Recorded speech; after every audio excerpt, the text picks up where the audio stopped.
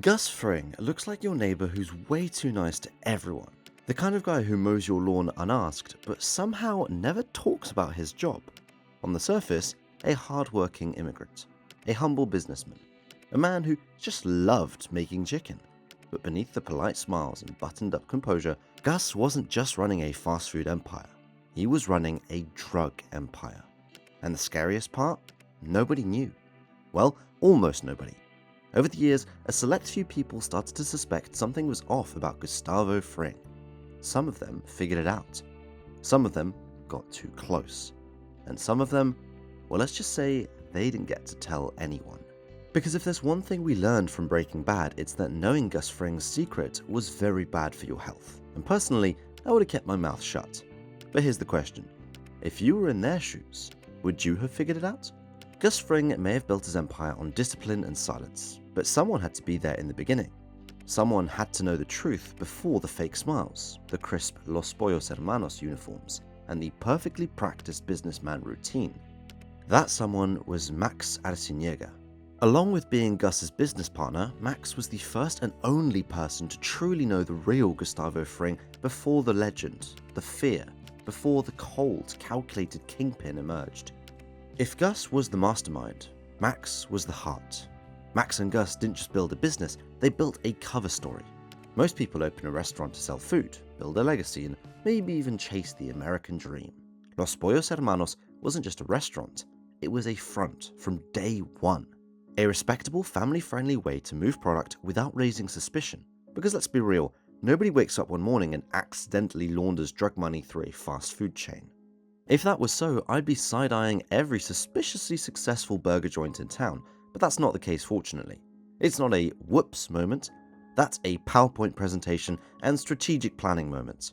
Max was not only aware of Gus's ambitions, but he actively helped make them happen. He was the chemist behind the high-quality meth that Gus used in his entry ticket into the cartel world. He wasn't some clueless sidekick being dragged into the criminal underworld. He was fully on board. But here's the tragic part. Knowing Gus Fring's secret is one thing. Underestimating the world Gus wanted to control, that's another. Max thought that business would be enough. He thought if they made a good enough product, if they pitched it the right way, Don Eladio and the cartel would respect them. He even spoke for Gus in the meeting, proudly presenting their work, making the case for why they should be allowed in the game. But if history has taught us anything, it's this. Men with power don't like outsiders with ambition. This is the same reason Julius Caesar was stabbed 23 times in broad daylight. He climbed too high, too fast, and the people in power decided he had to go. And so, right in front of Gus, Hector Salamanca put a bullet in Max's head. I still get chills whenever I watch that scene. Just try to get in Gus's shoes for a second. The only person who truly knew you, the only person who understood your vision, gunned down while you're forced to watch. This was the moment Gus Fring was born. Not as a businessman, but as a ruler in exile, biding his time. Like Napoleon banished to Elba only to return with an army. Gus didn't just want to succeed, he wanted to make sure Don Eladio paid for what he had done. Gus was planning revenge. He was reshaping himself. Psychologists call this post-traumatic growth, the phenomenon where extreme adversity forces people to rebuild themselves stronger. The moment Max died, any trace of softness or idealism in Gus Fring died with him. And he would spend decades making sure that revenge was slow, calculated, and absolute. Because from that moment on, Gus's desire for power was replaced with a thirst for revenge. Max was the first person to know Gus's secret, but he was not the last. Gus Fring wasn't just thinking like a drug dealer at this point. He was thinking like a CEO, and every great CEO needs investors. Enter Peter Schuler, the man who helped turn Gus's operations from a regional business into an international empire. Schuler wasn't some hardened cartel enforcer or back alley smuggler. He was the head of fast food operations of Madrigal Electromotive, the multinational conglomerate that owned Los Pollos Hermanos. On paper, he was just another executive overseeing logistics and supply chains. In reality, he was moving a lot more than chicken tenders. And here's where I realized the stark difference between Schuler and Max. Max believed in Gus's vision. He saw their operation as a way to do something great, even if it was illegal. Schuler was a businessman first. There's a term for guys like Schuler: corporate psychopaths. Researchers have found that high-functioning sociopaths thrive in executive roles. They don't feel guilt, they manipulate systems, and they prioritize profits over people. Max wanted to change the world. Schuler just wanted to keep the shareholders happy. For him, Gus's meth empire was just another division of Madrigal, a very profitable one. Now, here's the question I kept asking myself. How does a German fast food executive end up laundering drug money for a Chilean-born meth kingpin? Well, history has a way of repeating itself. Just look at IG Farben, a German chemical company that, during World War II, went from making aspirin to producing Zyklon B for the Nazis. When money's involved, corporations have a habit of looking the other way. Madrigal was no different. Schuler was essential to Gus's rise. He connected him to Madrigal's vast resources, warehouses, supply chains, international transport, everything Gus needed to run a multi-million-dollar drug business without setting off alarms. If Gus was the visionary, Schuler was the facilitator. Schuler was a different kind of ally: corporate, discreet, and driven by profit. He knew Gus's secret, but never truly feared him. That was the difference between Schuler and the cartel.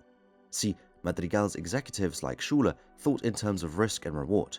The cartel, however, thought in terms of power and control. And that brings us to Juan Bolsa. Schuler knew Gus was dangerous, but Bolsa found out the hard way. Now, let's be clear. Juan Bolsa wasn't some naive cartel lackey stumbling into danger. He was a high-ranking, well-connected member of Don Eladio's inner circle. He had power, resources, and enough experience in the drug trade to recognize when someone was a threat. And yet, he never saw Gus Fring coming. For years, Bolsa thought Gus was nothing more than a well-behaved outsider, useful, obedient, and a businessman who knew his place. Even as Gus slowly expanded his operation, even as he built his infrastructure right under the cartel's nose, Bolsa still believed he had control over him. Big mistake. This is the classic example of the illusion of control, a cognitive bias where people overestimate their influence over external events. Bolsa thought he was calling the shots because he had power, but he didn't realize that Gus wasn't playing by the cartel's rules anymore. And by the time he figured it out, he wasn't a kingmaker, he was collateral damage. If Max's death was the moment Gus vowed revenge, Bolsa's death was the moment that revenge finally took shape.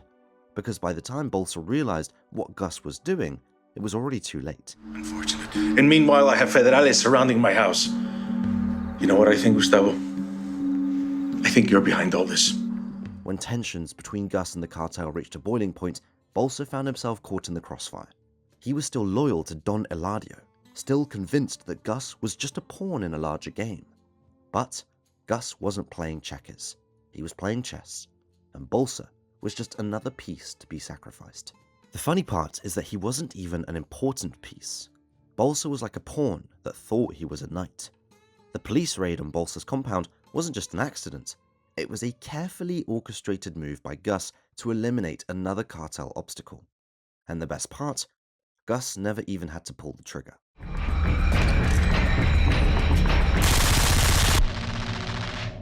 Bolsa figured out the truth, but by then, the pieces were already in motion. But if Bolsa was proof that Gus could outmaneuver his enemies, then Mike Ehrmantraut was proof that Gus never left anything to chance. Mike wasn't some clueless outsider who needed to piece things together over time. The moment he stepped into Gus's world, he understood the game. He wasn't fooled by the polite smiles or the crisp Los Pollos Hermanos branding. While most criminals operate on impulse, Gus operated on strategy. Where others saw power, Gus saw control. And Mike respected that. This is the difference between a warlord and a strategist. In other words, this was the difference between Gus and the cartel. Mike and Gus's partnership wasn't built on fear, like Gus's relationship with the cartel, or loyalty, like his bond with Max. It was built on something rarer: mutual understanding. Mike didn't just know Gus was a drug lord. He knew exactly the kind of drug lord Gus wanted to be. Mike respected Gus, not because he was powerful, but because he was controlled. If there's anything I know about people with military or law enforcement backgrounds, it's that they are drawn to structure and order. That's why Mike could work for Gus, but not for Walter White. Walt was chaos. Gus was precise. For someone like Mike, that made all the difference.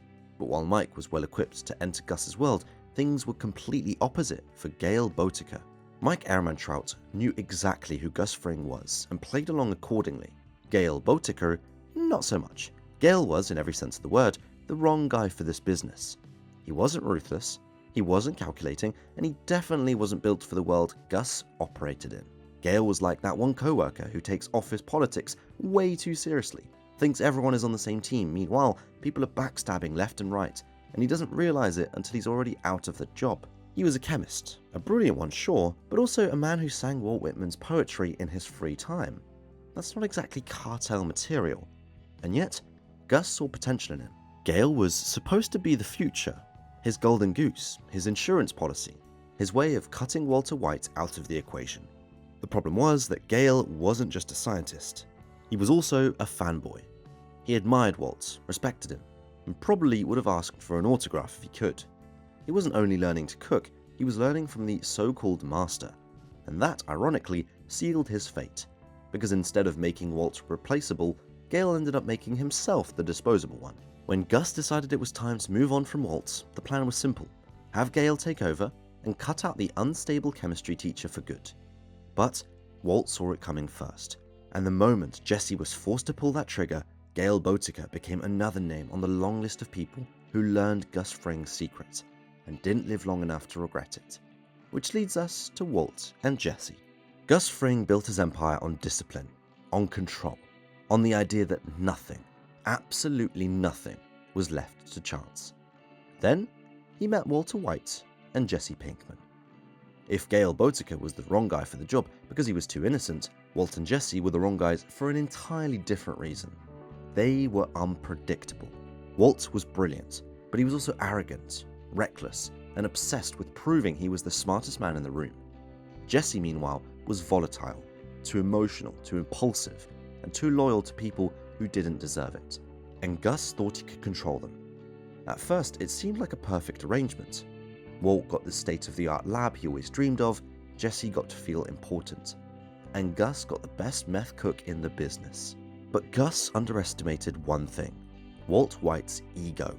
That was perhaps the only miscalculation I saw Gus making in the entire show.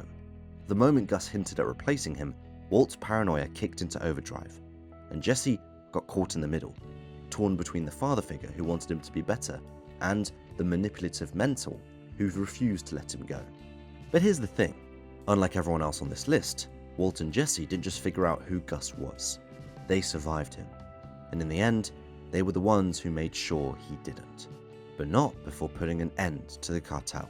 From the moment Max Arciniega bled out by the pool, Don Eladio held the knife over Gus Fring's future. He was the king, the one calling the shots, and Gus was nothing more than an outsider lucky to be alive. Or at least, that's what Don Eladio thought. For 20 years, he kept Gus under his thumb, letting him exist just enough to be useful, but never enough to be a threat. Gus played the part perfectly: obedient, differential, the perfect businessman. But behind that polite smile was a man waiting for the perfect moment. And when it came, it wasn't just revenge, it was a masterpiece. A poisoned bottle of tequila, a toast, a room full of dead men before they even realized what had happened. Don Eladio ruled his empire with arrogance. He believed power was permanent, that control was absolute. But Gus knew better.